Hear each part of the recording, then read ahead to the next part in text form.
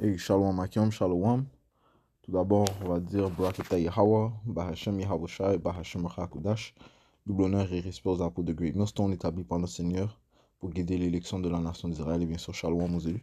C'est le frère Zokar du camp de Great Millstone Montréal revenant avec une leçon qui va toucher sur comment nous, les hommes fidèles de Yahweh Shimosha, ne mourront pas de famine. La famine est réellement réservée pour les impies. Et le Seigneur va délivrer euh, son élection ou ses fidèles de la famine. Alors, si on commence dans le livre de Proverbes 10 et verset 3, ça dit: si le Seigneur Yahweh ne permettra pas que l'âme de l'homme droit soit affamée, mais il rejette la substance des hommes immoraux. Le Seigneur ne va pas le permettre qu'un de ses fidèles soit affamé ou meurt de famine. Le Seigneur ne le permettra pas. Et réellement, c'est une chose simple pour le Seigneur de nourrir ses fidèles. C'est quelque chose de très simple pour Yahweh Bashim Yahushai. Celui qui a créé le soleil, celui qui a créé le vent, celui qui a créé les climats. Alright. Pour lui nourrir ses fidèles, c'est très simple. C'est une chose à laquelle on ne doit pas se soucier, parce qu'il y a plusieurs exemples où le Seigneur a nourri ses fidèles. On va apporter certains exemples. Soit allons dans le livre de Psaume 33.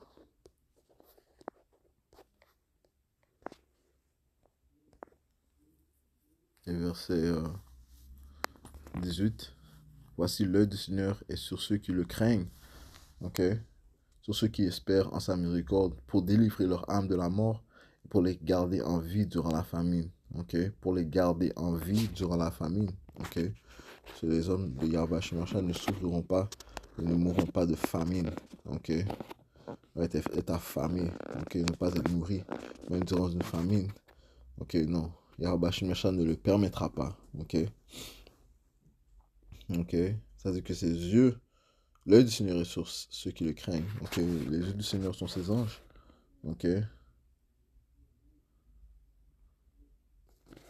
Et ceux qui espèrent en sa miséricorde, eh bien, vont la trouver. Ceux qui attendent patiemment la miséricorde de Yahweh Shemachan vont la trouver.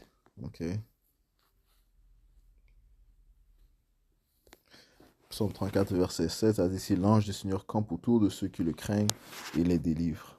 Alright.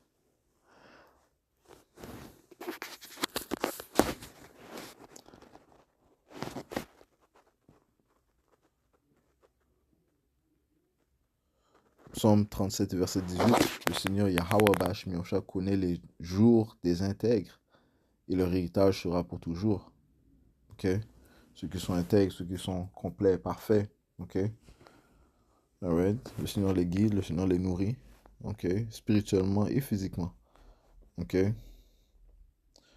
Verset 19, ils ne seront pas honteux au temps du malheur. Le temps du malheur approche grandement. En fait, nous croyons que nous sommes dans le temps du malheur, mais qui va ne faire que s'intensifier. Le temps du malheur, c'est réellement le temps du trouble de Jacob. Un temps tel qu'il ne s'est jamais produit auparavant. Un temps de grand jugement, un temps de noirceur, un temps de persécution. Un temps, encore une fois, où les jugements seront répandus d'une manière telle que jamais auparavant. Le temps où le Seigneur va manifester des actes étrange sur la planète Terre, man. Le Seigneur connaît les jours des intègres. Verset 19, ils ne seront pas honteux au temps du malheur. Donc les intègres, les hommes prudents, les fidèles de Yahweh Shemachan ne seront pas honteux au jour du malheur. Et au jour de la famine, ils seront rassasiés. Ils seront rassasiés durant les jours de la famine. Parce que ça va faire partie des jugements que le Seigneur va relâcher. Ça va faire partie des fléaux que le Seigneur va relâcher, la famine. Et vraiment, la famine est réservée pour les impies. Comme ça dit dans le livre de Siracide 40 et verset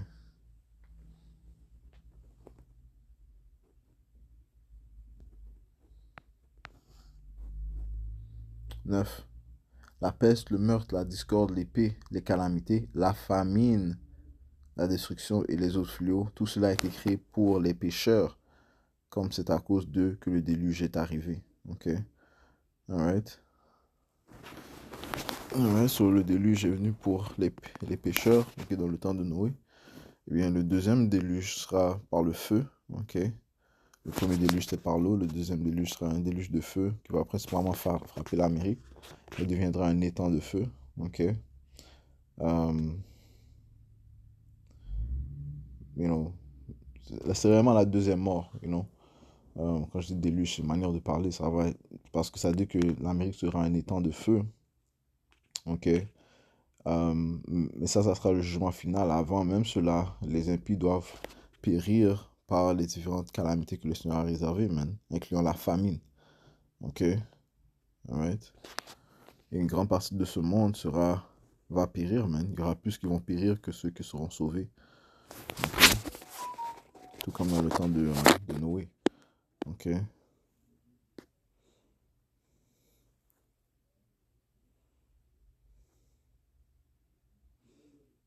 Ok.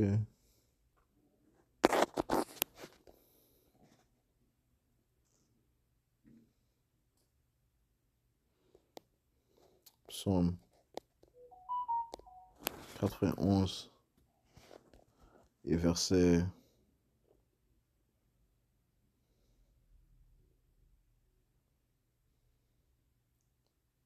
10, le malheur ne viendra pas jusqu'à toi, aucun fléau n'approchera de ta tente.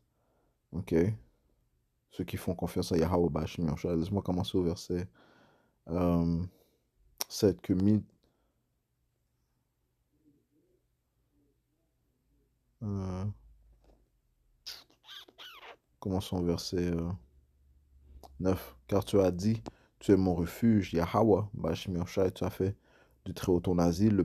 Le malheur ne viendra pas jusqu'à toi. Aucun fléau n'approchera de ta tente, incluant la famine. Car il ordonnera à ses anges de te garder dans toutes tes voies. Ok. Alright. Okay.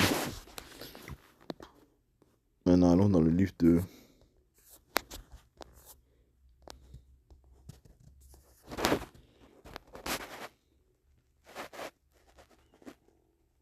Deuxième Roi. C'est un instant.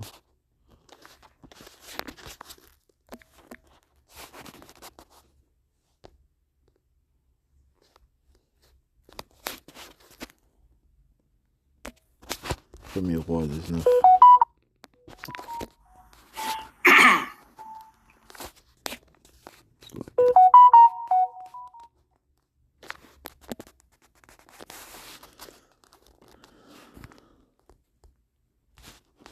Premier Roi 19. Et verset.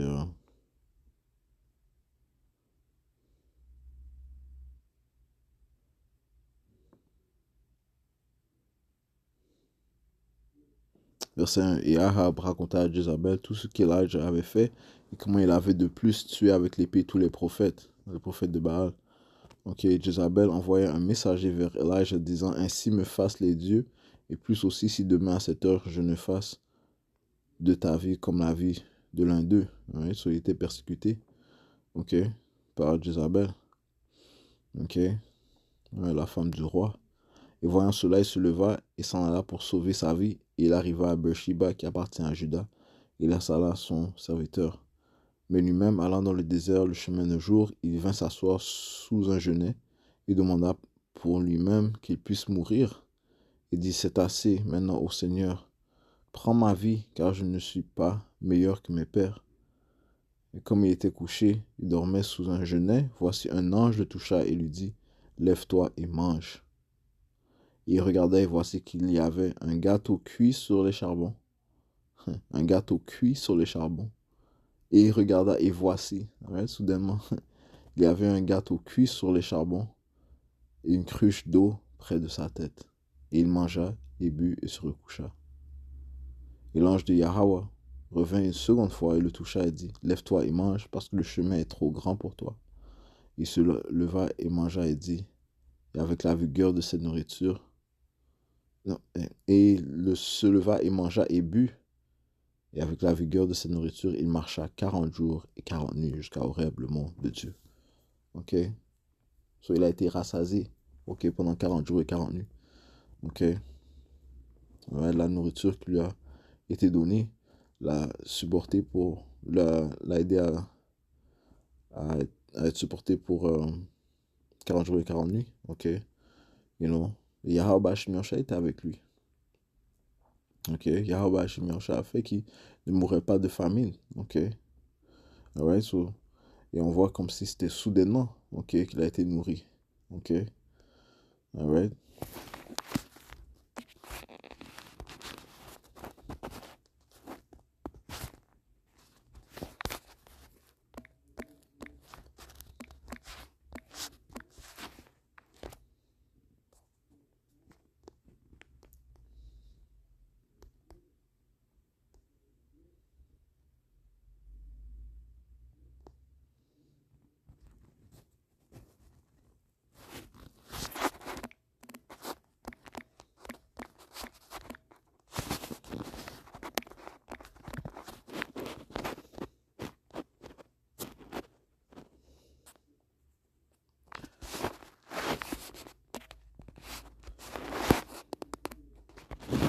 1er Roi, chapitre 17, et verset 1. Elijah, le Tishbite qui était d'entre les habitants de Gilead, dit à Ahab, de même que le Seigneur Dieu d'Israël, devant qui je me tiens, est vivant, il n'y aura ni rosée ni pluie pendant ces années-ci, seulement selon ma parole. Et la parole de Yahweh vint à lui, disant, va-t'en d'ici, tourne-toi vers l'est et cache-toi au torrent Chérith qui est en face du Jourdain. Il arriva que tu boiras du torrent, et j'ai commandé au corbeau de t'y nourrir. Ok, Yahweh a commandé au corbeau, ok, les membres de son armée, parce qu'il est appelé le Seigneur des armées. Ok, il a commandé au corbeau de lui nourrir. Il partit donc et fit selon la parole du Seigneur Yahweh. Il s'en alla et demeura au torrent Chérith, qui est en face du Jourdain. Et les corbeaux lui apportaient du pain et de la chair le matin, et du pain et de la chair le soir. Il buvait du torrent. Ok, so, il avait du pain et de la chair, ok, que ce soit du poisson ou bien de la viande, ok, il était satisfait, ok, il buvait du torrent, ok, deux fois par jour, ok, ça c'était durant le temps de la famine, ok,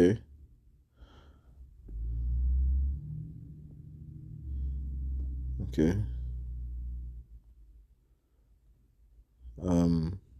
verset 7, il arriva après quelque temps que le torrent s'assécha, parce qu'il n'y avait pas eu de pluie dans le pays. Et la parole de Yahweh vint à lui, disant, ok, Yahweh Hashem Yahshua ne l'a pas, a pas laissé son prophète. Ses yeux sont fixés sur ses prophètes, ses fidèles, ok, serviteurs, ok. Ce Seigneur lui a dit encore des commandements sur comment poursuivre sa route, ok, et ce qu'il doit faire pour être satisfait, ok. Verset 8, et la parole du Seigneur vint à lui disant, lève-toi et va-t'en à Zarephath qui appartient à Zidon et demeure là. Voici j'ai commandé là à une femme veuve de te nourrir. Il se leva donc et s'en alla à Zéraphta. Et quand il arriva à la porte de la ville, voici une femme veuve était là ramassant du bois. Il l'appela et dit, cherche-moi, je te prie, un peu d'eau dans une ustensile afin que je puisse boire. Et comme elle s'en allait pour en chercher, il l'appela et dit, apporte-moi en ta main, je te prie, un morceau de pain. Et elle dit, de même que Yahweh ton Dieu est vivant, je n'ai pas de gâteau, sinon une poignée de farine dans un baril et un peu d'huile dans une cruche. Voici, je suis en train de ramasser 2 brindilles afin que je puisse aller la prêter pour moi et pour mon fils, pour que nous puissions le manger et mourir. Et Elijah, il y avait une famine sévère. Et Elijah lui dit, n'aie pas peur, va et fais comme tu as dit, mais fais-moi d'abord un petit gâteau et apporte-le-moi, et après tu en feras pour toi et pour ton fils. Car ainsi dit le Seigneur Dieu d'Israël, le baril de farine ne fera pas défaut, et la cruche d'huile ne se videra pas jusqu'au jour où Yahweh enverra de la pluie sur la terre. Ok? Right? So, on voit que c'est une chose simple pour Yahweh Hashem Yahshua de faire le miracle de nourrir. Ok? Verset 15, et elle s'en alla et fit selon le propos d'Elijah, et elle et lui et sa maisonnée mangèrent durant beaucoup de jours. Et le baril de farine ne s'épuisa pas, et la cruche d'huile ne se vida pas, selon la parole du Seigneur Yahweh qu'il avait proférée par Elijah. Ok? Ça, c'était constant. Ok? Alright? La farine était constante, le baril de farine ne s'épuisa pas et la cruche d'huile ne se vida pas. Ok? Alright, so Koholayim la Yahweh Bashim Yahushai Bashim Rakudash. Ok? Le pouvoir qui nourrit. Ok? Allons dans le livre de Job, chapitre 5, et verset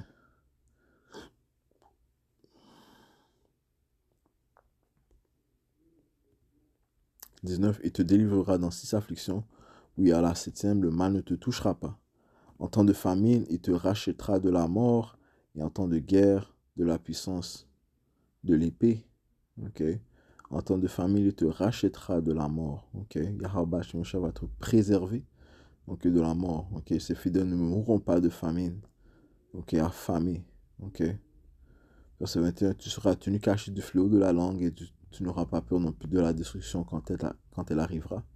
Tu riras de la destruction et de la famine.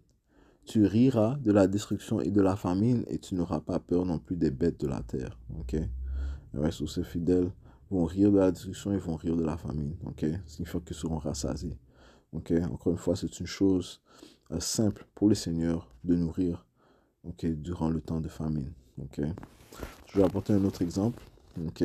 De comment c'est simple dans les yeux de Yahweh Shemioshai de faire ce miracle de nourrir durant le temps de famine. Et réellement, you know, Yahweh Shemioshai nous nourrit quotidiennement. Ok? Alright? C'est Yahweh Shemioshai qui nous nourrit. Réellement, c'est Yahweh Shemioshai qui nous nourrit quotidiennement. Ok? Donc, c'est lui que l'on doit remercier. Toi, Yahweh Bahashem Yahushai Bahashem Chakudash. Ok? So, on va aller dans le livre de 2e roi, chapitre 3, 2. Désolé. Le 3e chapitre. 2e roi, 3e chapitre. Et on va commencer.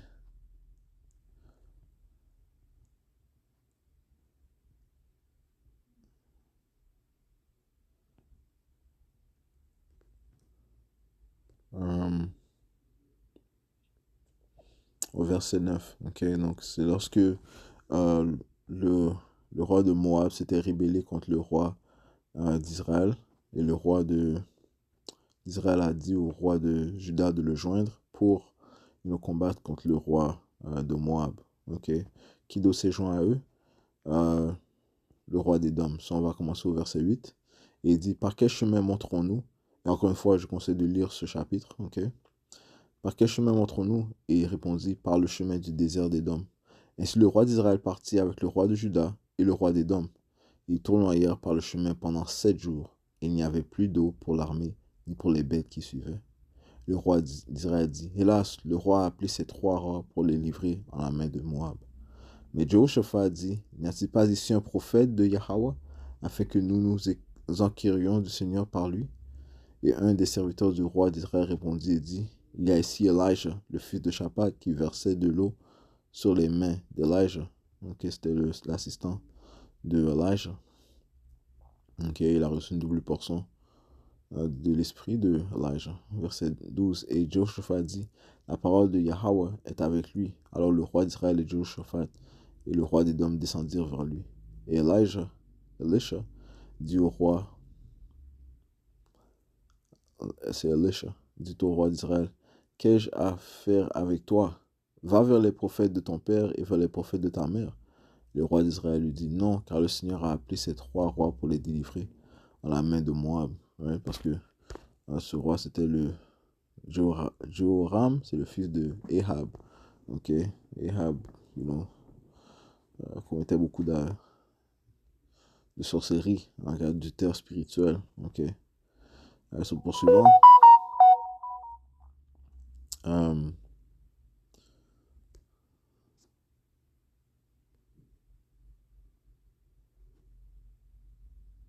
Verset 14. Et Elisha dit, comme le Seigneur des armées Yahweh, devant lequel je me tiens vivant, passe un instant.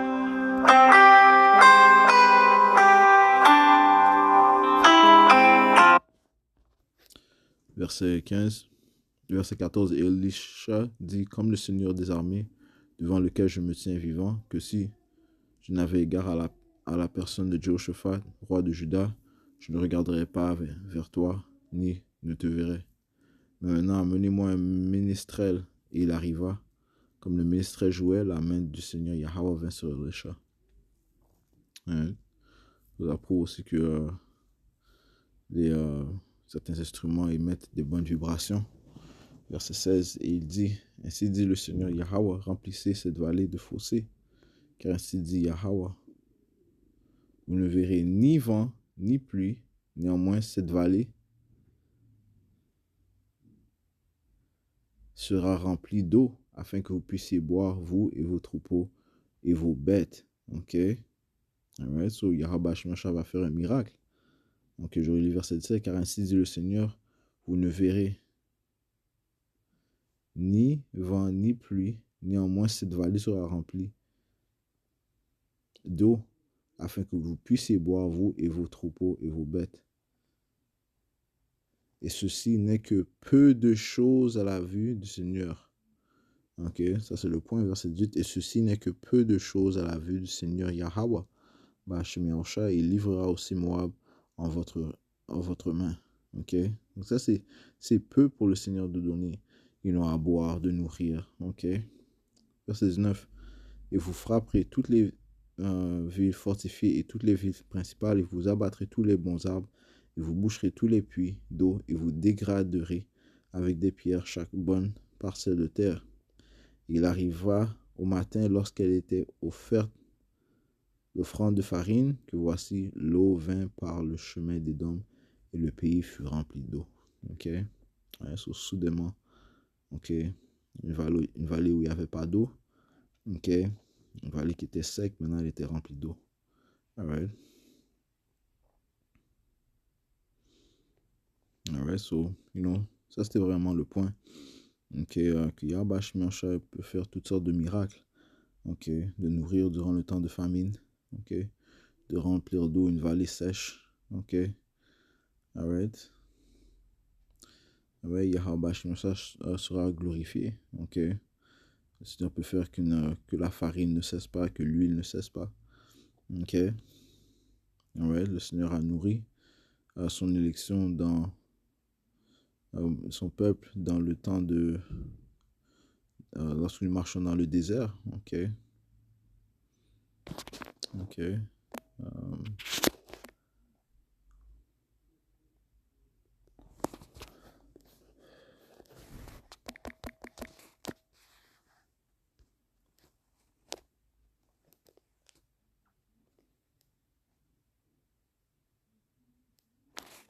c'est la sagesse 16 verset 20. Le livre de sagesse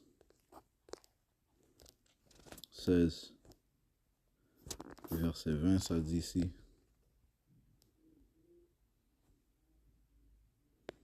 au lieu de cela, vous avez rassasié votre peuple de la nourriture des anges, ouais, le manna, ok.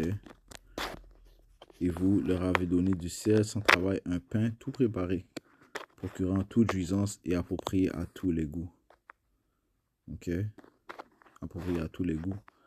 Alright. Cette substance envoyée par vous montrait la douceur que vous avez envers vos enfants, et ce pain, s'accommodant au désir de celui qui le mangeait, se changeait en ce qu'il voulait. Ok. Alright, ça s'était rendu au goût qui plaisait celui qui le mangeait. Ok. Alright, so, et ça c'est le pouvoir que nous savons, Yahweh Bahashem Yahushua, ok, que l'on ne doit pas goûter, mais avoir confiance en lui. Ok. Alright, so on va conclure en donnant tout honneur et toute gloire à Yahweh Bahashem Yahushua, Bahashem Hakudash. Brakita Yahweh, Brakita Yahushua, Bahashem Hakudash. Double honneur et respect aux apôtres de Great Millstone. Shalom à l'élection. Yahweh Shemashah Baraketam.